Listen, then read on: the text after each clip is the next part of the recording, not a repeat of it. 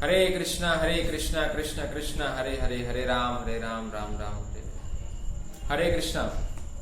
श्रीमद् भागवतम के अंदर छठा स्कंद और तीसरा अध्याय 29 नंबर का श्लोक, उसमें यमराज जो मृत्यु के अधीक्षक है वो अपने सहायकों को एक संदेश दे रहे हैं कि किस प्रकार के लोगों को यमलोक लेके आना है। तो यहां पर वर्णन किया गया है कि किस प्रकार के लोग नरक में जाते हैं। सुनिए, पहला नंबर का व्यक्ति जिसकी जिह्वा पूर्ण पुरुषोत्तम भगवान के गुणों और पवित्र नाम का कभी वर्णन नहीं करती। हमारी जो जिह्वा है पूर्ण पुरुषोत्तम भगवान, ये पुरुषोत्तम मास आज अंतिम दिन है और पूरे पुरुषोत्तम मास में अधिकतर लोगों को पता नहीं है कि पूर्ण पुरुषोत्तम कौन है। सोचिए, पूर्ण पुरुषोत्तम कौन है? भगवान श्री कृष्ण गीता में बताते हैं, यो मामेव सम्मूढ़ो जानाति पुरुषोत्तम। कृष्ण कहते हैं वो पूर्ण पुरुषोत्तम मैं ही हूं। कृष्ण भगवान कहते हैं गीता के अंदर। तो भगवान श्री कृष्ण पूर्ण पुरुषोत्तम भगवान है, उनके समान और उनके ऊपर और कोई नहीं है। समझे? वो भगवान है। इसीलिए ये बताया गया है कि हमें मनुष्य जीवन जो मिला है भगवान के नामों का उच्चारण करने के लिए, उनकी सेवा करने के लिए, उनका कृष्ण प्रसाद लेने के लिए मिला है। और इस जीवा को हम फालतू की चर्चाओं में व्यर्थ करते हैं, प्रजल्प जिसे कहते हैं, यहां वहां की बातें करने में जिसका कोई मतलब नहीं होता हमारे जीवन से। तो ऐसे लोग नरकगामी होते हैं। वो यमराज के पास जाते हैं, यमलोक सजा भुगतने के लिए। तो ये एक व्यक्ति हुए जो भगवान के दिव्य गुणों की चर्चा नहीं करते हैं, वो व्यक्ति नरकगामी है। दूसरा व्यक्ति कौन है? जिसका हृदय भगवान श्री कृष्ण के चरण कमलों का स्मरण करके पुलकित नहीं होता, जिसका हृदय भगवान श्री कृष्ण के चरण कमलों का स्मरण करके पुलकित नहीं होता है। सोचिए, भगवान श्री कृष्ण की बात आती है तो लोग कहते हैं कि वो तो सामान्य व्यक्ति है। भगवान श्री कृष्ण ने अपनी दिव्य लीला यहां पर आके बताई लोगों को, क्या वो सामान्य है?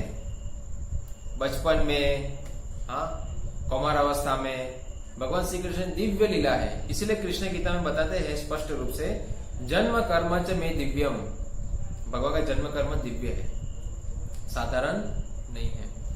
तो ऐसे जो लोग होते हैं जिसे कहते हैं नराधम, नरों में अधम, वो व्यक्ति भगवान के बारे में सुनकर भी उनके हृदय में कोई परिवर्तन नहीं होता। तो ऐसे लोग नरकगामी हैं। उनको यमराज कहते हैं, ऐसे लोगों को उठा के नरक में ले आओ, वैसा। और तीसरे प्रकार के व्यक्ति कौन है? तीसरे प्रकार व्यक्ति है जिसका सिर कभी भगवान को नमस्कार करने के लिए नहीं झुकता। आज हम देख सकते हैं भगवान के सामने लोग नहीं झुकते हैं और बड़े बड़े जो करप्शन करने वाले लोग, नेता लोग, राजनेता, उनके सामने लोग झुकते हैं।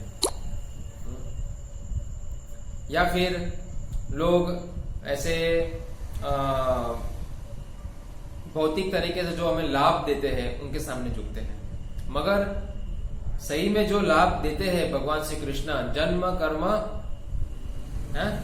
हमारे सभी प्रकार के जन्म और पापों से मुक्त करते हैं भगवान श्री कृष्ण, हम उनके सामने नहीं झुकते हैं।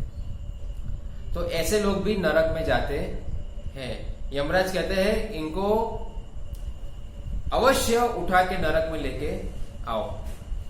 सोचिए। और आज हम देख सकते हैं आधुनिक जो करण है आज हम समाज के अंदर, सभी लोग उसी दिशा में हैं। ना भगवान के बारे में बोलते हैं, ना सुन के उनके अंदर कोई परिवर्तन होता है, ना भगवान के सामने जाके झुकते हैं। तो आज हम इतने असंस्कारी लोग हो गए हैं कि हम भगवान के सामने झुकते नहीं हैं। तो इसीलिए इस्कॉन मंदिर के अंदर हमें ये ट्रेनिंग दी जाती है कि हम नरक से कैसे बच जाए। ये मंदिर का एक उद्देश्य होता है कि लोग पाप से मुक्त हो, क्योंकि वहां पर शिक्षण दिया जाता है, प्रशिक्षण। और इस्कॉन मंदिर में विशेषकर ये प्रशिक्षण लोगों को दिया जाता है। इसीलिए इस्कॉन मंदिर कहीं भी कोई व्यक्ति बनाते हैं, कोई भक्त प्रयास करता है, उसमें हमें पूर्ण रूप से सहयोग देना चाहिए। क्यों? क्योंकि वो जो कार्य है उससे जन कल्याण होता है, लोग संस्कारी होते हैं और नरक से बचकर वो कहां जाते हैं? भगवत धाम जाते हैं, जहां पर किसी प्रकार कोई दुख नहीं है। तो लोग ऐसा कहते हैं कि अस्पताल बनाओ, मंदिर मत बनाओ। मंदिर में पैसे व्यर्थ नहीं करने चाहिए, हॉस्पिटल बनाने चाहिए। तो ऐसे मूर्ख लोगों को पता नहीं है कि मंदिर भी एक हॉस्पिटल ही होता है, जहां पर लोगों को प्रशिक्षण दिया जाता है, जहां पर लोगों के जो मन है उसको शांत किया जाता है। तो मंदिर मन का अस्पताल होता है। तो आज हम देख सकते हैं सभी के मन परेशान हैं, तो क्यों मंदिर ना बनाए? मंदिर वो बनाने चाहिए जहां पर प्रशिक्षण दिया जाता है, जहां पर भक्तों का संग होता है, भगवान श्री कृष्ण का प्रसाद होता है, कीर्तन होता है, ज्ञान होता है, ये सब प्रकार की प्रवृत्तियां होती है, वहां पर प्रोत्साहन देना चाहिए। सिर्फ ऐसा नहीं कहना चाहिए कि हॉस्पिटल बनाओ, क्योंकि अगर कोई व्यक्ति ऐसा कहता है उसका मतलब कि वो ऐसा चाहता है कि और समस्याएं आती रहे। मगर मंदिर बनाने से लोगों के मन शांत होंगे तो पाप नहीं होंगे, पाप नहीं होंगे तो फिर प्रकृति भी खुश रहेगी, तो फिर लोग बीमार नहीं पड़ेंगे। तो हॉस्पिटल इतने सारे बनाने की क्या जरूरत है? हाँ, हम मंदिर ऐसे बनाए जहां पर प्रशिक्षण दिया जाता है सभी लोगों को, वहां पर हमें प्रोत्साहन देना चाहिए। तो इस प्रकार के जो मंदिर बनते हैं वो सही है। हरे कृष्णा।